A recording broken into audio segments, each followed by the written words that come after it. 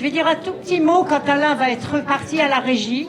Il va nous mettre Haut les cœurs, c'est le nom de la chorale d'Open World, qui a été créée tout à fait exceptionnellement, mais en même temps, elle est faite pour durer, à l'occasion de la mise en place du programme 2025 du Cercle Cinéphile, la musique et le cinéma.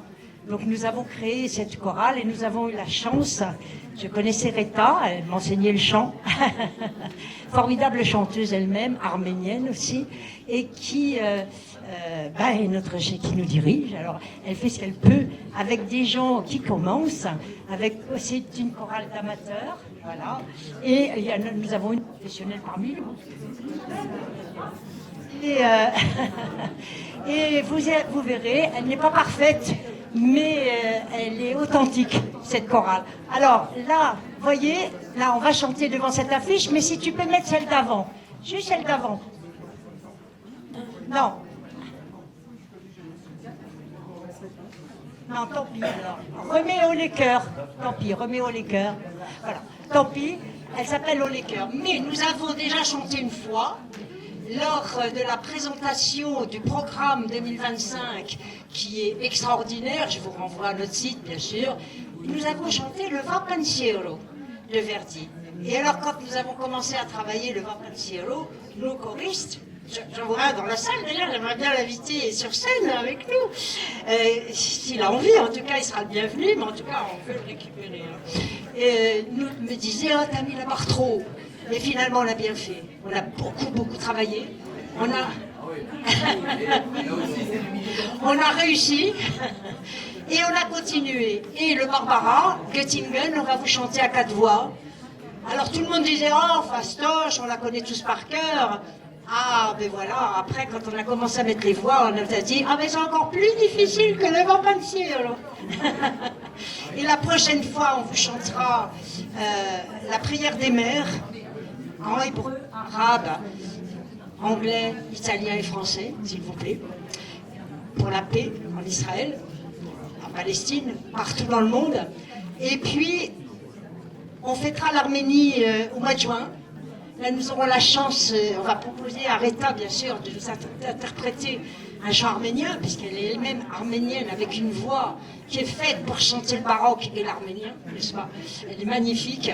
Et donc, nous chanterons, là, nous rendrons hommage à Charles Aznavour, et nous chanterons l'Ave Maria, avec les chœurs qui soutiennent très beaux chants.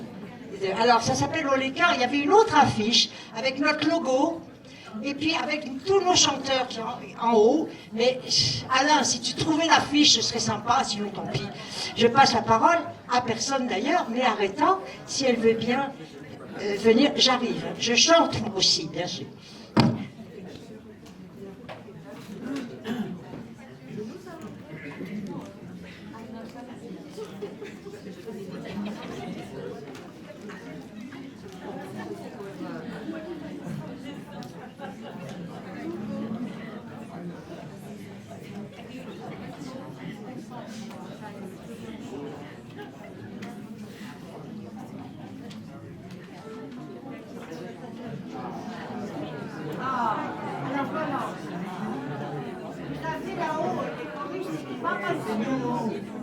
Nous étions accompagnés pour ça d'un pianiste professionnel, Patrick Morin, Prénom, bravo.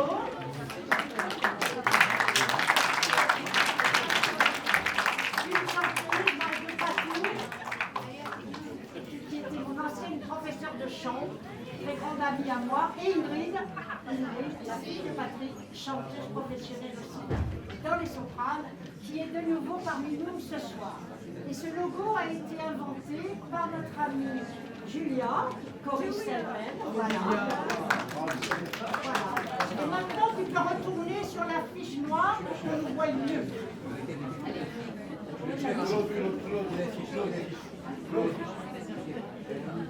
Oui, voilà. C'est Roberto, bien sûr, vous le connaissez, vous l'avez vu. Vous l'avez vu le mois dernier. C'est le pianiste d'un petit groupe qui est venu faire la musique ici, sur les soirées cubaines. On a présenté 13 au chocolat. Il nous a fait un cours, si j'ose dire. Il nous a présenté l'histoire de la musique à Cuba. avec le cha-cha, le chanson, la rumba et autres, j'en passe et je veux dire. Il est très talentueux, tellement talentueux qu'on lui a demandé d'accompagner maintenant notre chorale. Donc c'est notre pianiste, mais il est aussi pianiste professionnel, bien sûr. Et il accompagne, je crois, les chœurs de Rettan, qui dirige 4 chorales.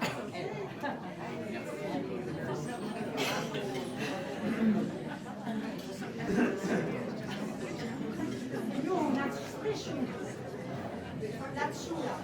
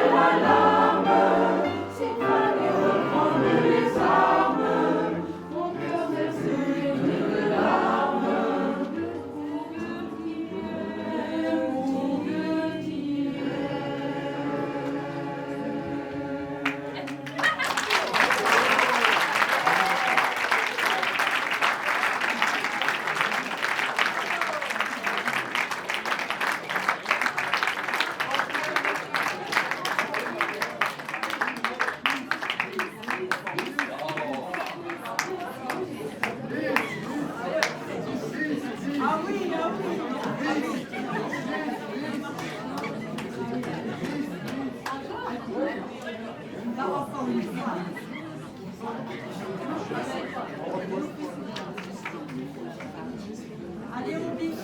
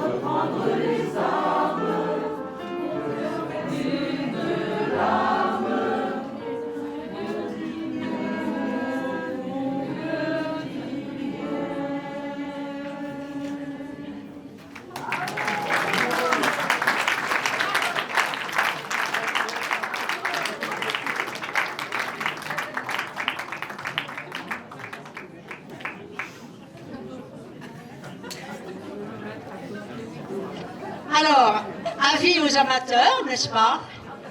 Nous recrutons dans la chorale, donc nous sommes une quinzaine.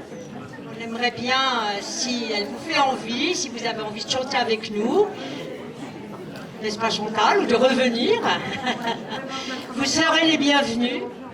Alors c'est du travail, on ne va pas vous le cacher, hein. Une fois, 2 fois, 3 fois par semaine. C'est fou. Non, alors ça dépend. Il y a 1 fois par semaine obligatoire, et puis il y a des petites heures de rattrapage, comme on les appelle nous maintenant, pour tous ceux qui ne peuvent pas venir aux heures normales, mais en plus je pense que nous progressons hein, de cours en cours, et nous voulons non pas devenir professionnels, mais en tout cas, voilà, chanter bien des chants difficiles, parce que nous ne baisserons pas la qualité de nos chants. Comme d'ailleurs, nous ne baisserons pas la qualité de nos séances de cinéma, n'est-ce pas? Alors, nous allons passer maintenant au film. Donc, si on peut mettre... on vous avait préparé de telles belles slides. Quel dommage. Tant pis. Nous allons passer au film. Très beau film de Koltai, Yalto de Koltai, hongrois. À partir du roman autobiographique de Imre Kertész. Imre Kertész, vous connaissez sans doute de nom, prix Nobel de littérature, n'est-ce pas, qui a vécu les camps de concentration à 14 ans. Il a été raflé à 14 ans sur la place de Budapest. Il est parti dans les camps et à son retour, il a écrit ce livre, mais tard, 75. Et le film, 2008, donc il a fallu beaucoup de temps, effectivement, pour restituer cette histoire des Juifs hongrois, qu'on ne connaît pas assez, mais tout ce qui sort de France, on ne connaît pas bien, les Français, hein. Et donc, vous allez voir, c'est un film impressionnant, les images sont belles. On a reproché à ce film, je l'ai dit tout à l'heure, je vais le redire, son esthétisme. Il a fait l'objet de nombreuses critiques à sa sortie, trop beau pour parler de l'horreur. Trop belle musique pour accompagner l'horreur. Et moi je pense, mais vous jugerez par vous-même, hein, que ça renforce complètement l'histoire, l'atrocité de cette histoire, l'horreur du camp, avec des jeunes gens, 14 ans c'est pas vieux, hein, qui sont passés pour 16 ans d'ailleurs, pour pouvoir travailler, Patrick Sermier tout de suite, qui essayent de survivre et de vivre dans les camps de concentration avec des moments de grâce, des moments de solidarité entre eux. Il n'y a pas que ça, hein. Il y a des scènes difficiles, je le préviens les jeunes gens, vous avez l'âge de regarder ça, hein, pas de souci, mais c'est difficile. Et je dis ça parce que quand nous avons passé les films de Rassolov sur l'écran, nous avons eu droit aux remarques des parents comme quoi nous projetions des films violents. Eh bien oui, bien sûr, la vie aussi est violente, il faut savoir regarder la violence, non pas l'accepter, la combattre. La violence est un combat aussi, tout est un combat finalement. Mais quand on le mène tous ensemble, évidemment c'est plus facile. Bonne projection.